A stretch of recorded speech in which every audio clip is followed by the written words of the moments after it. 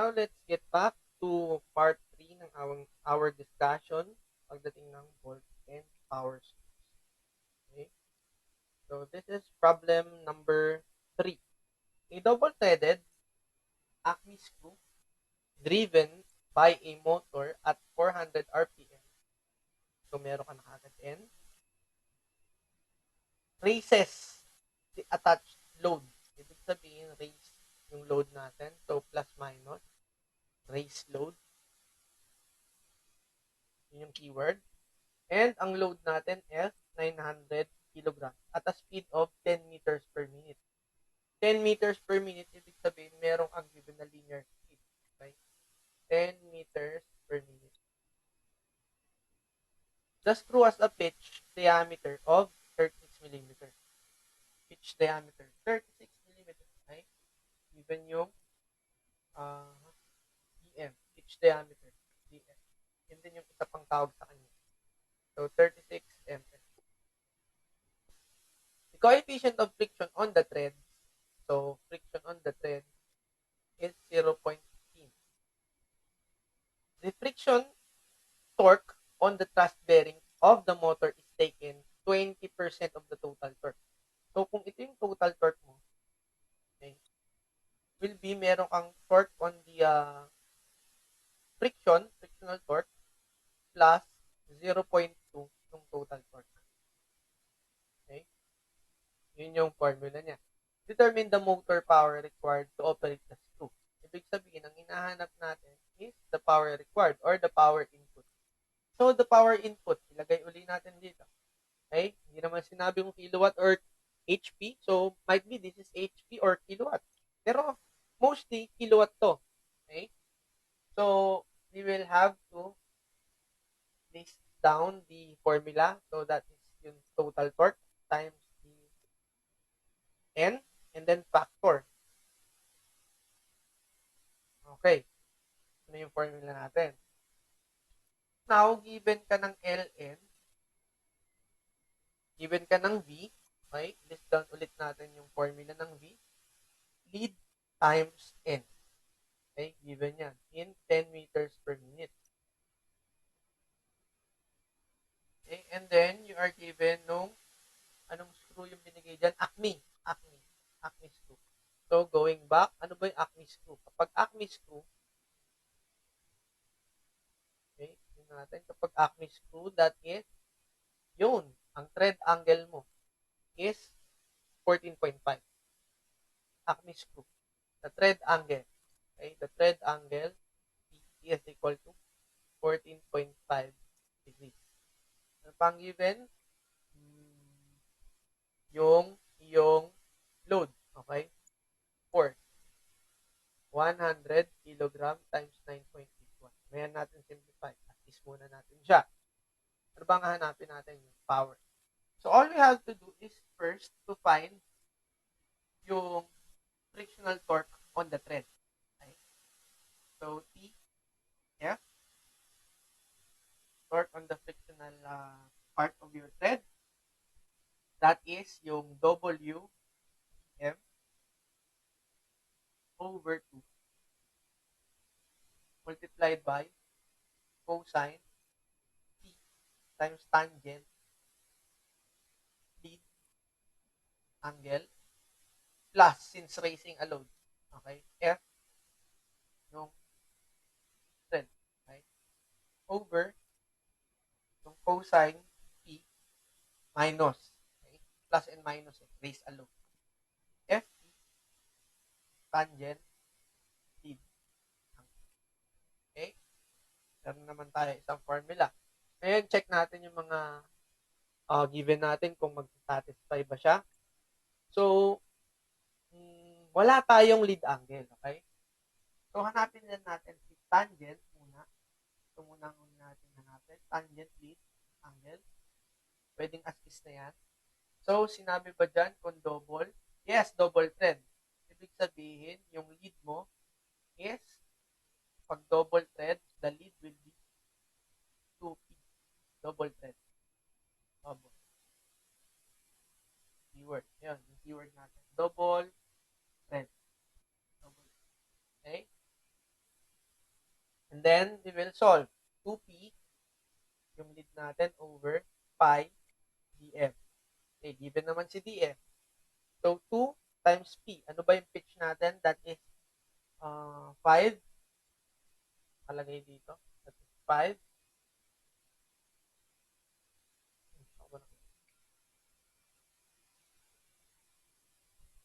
Double thread. Double threaded L is 2P. Ay, mali pala. Okay, isi-solve muna natin si ano ba yun? Draw. Ito, 2P. Isi-solve muna natin si pitch. Okay? Or si lead. Okay? Lead. Ano ba yung lead mo dyan? Okay? The lead.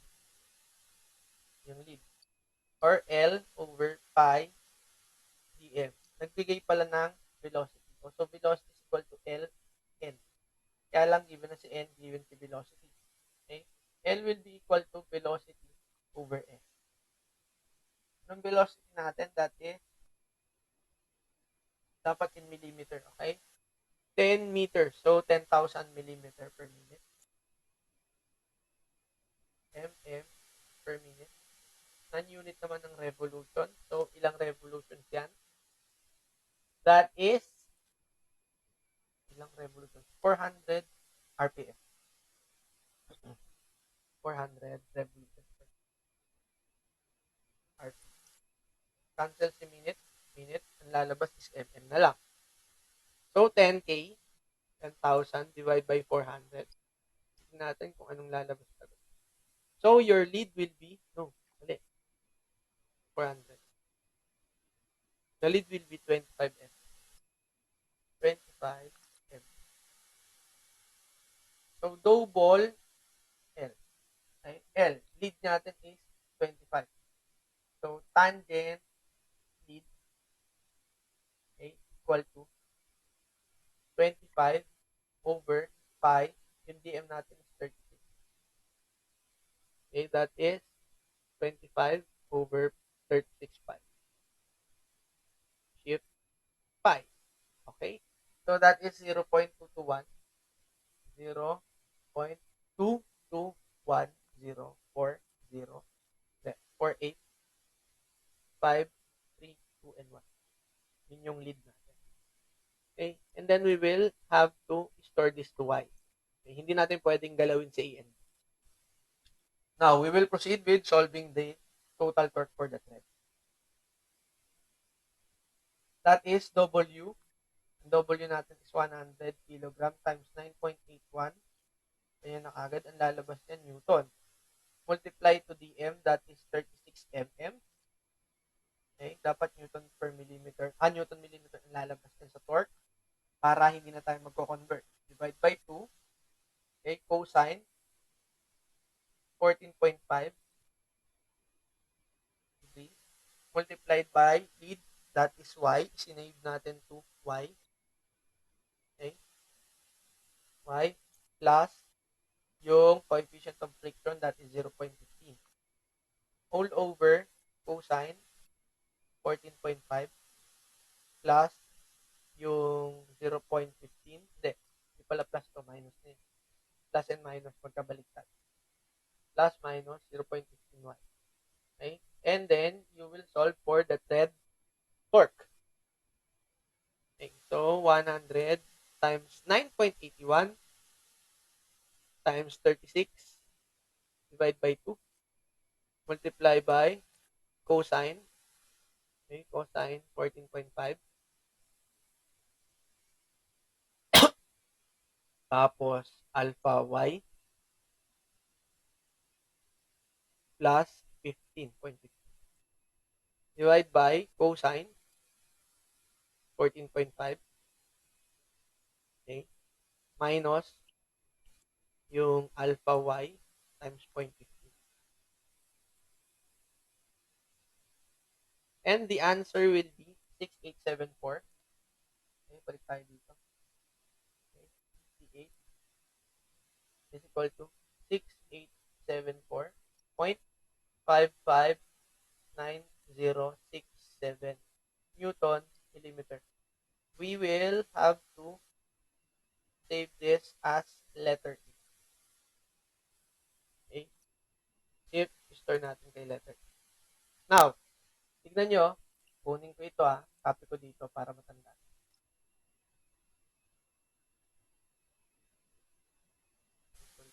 Okay? Pagdating sa baba, tandaan ulit natin. Okay, kukunin natin si thread or the total torque. Now, for the total torque, ilipat natin yung magkakamukha sa kakabila.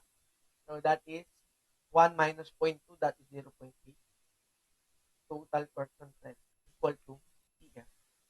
Nakuha natin or TTH. TTH to M. Okay? So, divide natin both sides by 0.8. T torque equal to TTH over 0.8. The value will be yung A over 0.8.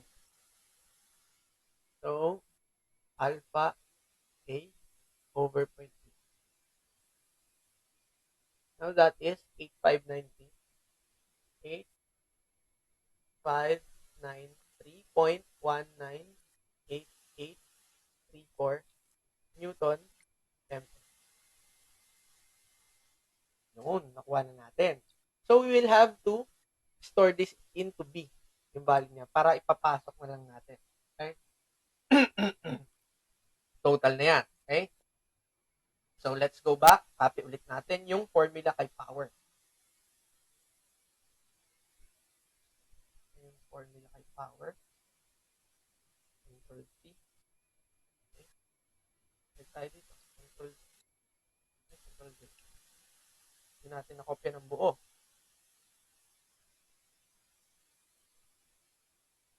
Control C. Yan. Yung buong kopya na.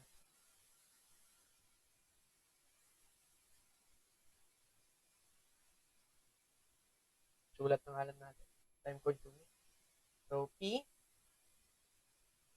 I, input power is total torque times N over factor. Okay? Ngayon, total torque natin is stored in B multiplied by N. That is 400 RPM. Tapos, naka-Newton mm yung unit ni B. Okay? Yung factor, tatlong 9. 9, 5, 4, 9, 1, 2, 3. Tapos, Newton, millimeter, RPM. Per kilowatt. Okay? Wala naman sinabi kung HP or kilowatt. So, kilowatt na agad yan. Recall the value of B times 400. Divide natin both sides by, or divide natin by 9, 5, 4, 9, 1, 2, 3. And then, the value will be kulang ng ilan? Sobrang ata ako ng 0 sa baba. So, B.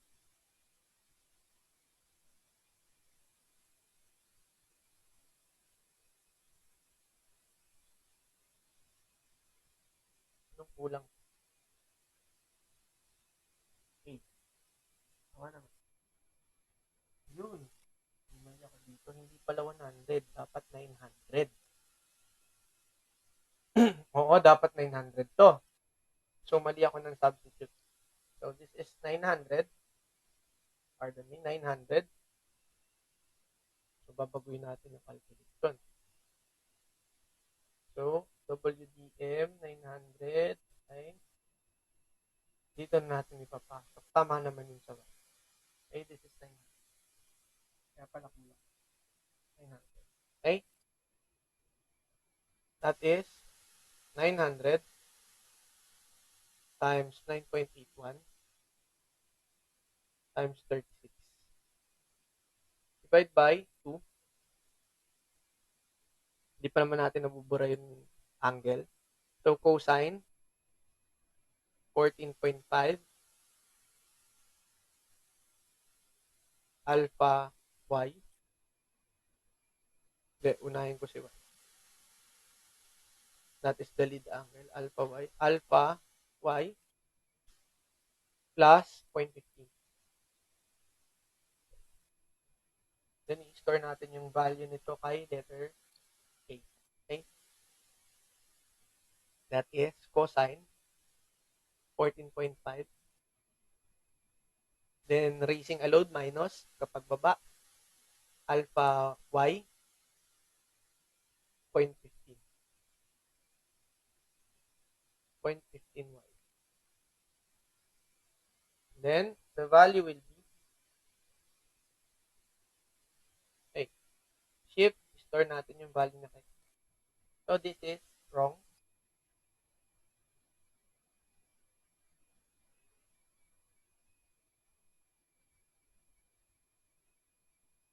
Wrong value yun nandito sa tagal. Dahil mali ako ng multiply. Okay? This will become 61,871. 61,871.0316. Okay? That is the value for A. And then, we substitute yung A, alpha A, divided by 0.8. Now, that will be the value for B. So, this is B.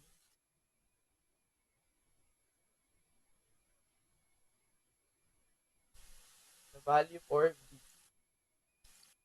77,338.7895. Store that to B, and then, pasok na natin yung value na dito kay power. Okay? Recall si B times 400 divide by 9549. 1, 2, 3. And the answer will be PI. Tama na tayo. 3.2497 kilowatts. Approximately 3.25 kilowatts. Okay? That will be number 2. For number 4, okay, a single bolt is used to lap join two steel bars together. A tensile force on the bars is tensile, tinatanong agad, parang ano lang to, strength of materials, is 20 kilonewtons. Tensile, ibig sabihin, hinahatak sila parehas. Determine the diameter of the bolt required for the allowable shearing stress. That is force over area. Okay? Area of the bolts. Ilang bolts yun? Isa lang naman dyan. Single bolt. Okay? Single. O di isang bolt.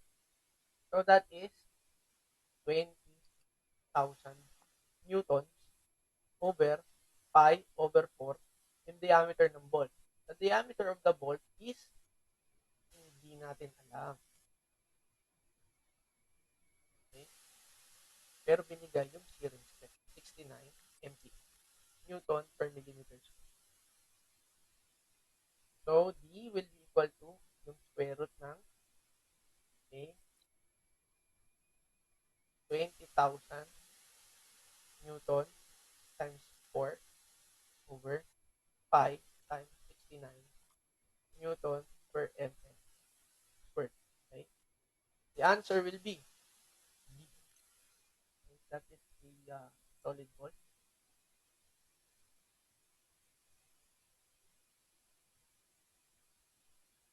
That is a solid ball. Now, we will solve 4 times 20,000, that's 80,000, divided by 69.5. Shift 5. Now, the size of the bolt will be 19.21 millimeters. 19.21 millimeters. Basic. Simple stress lang naman. And then, for number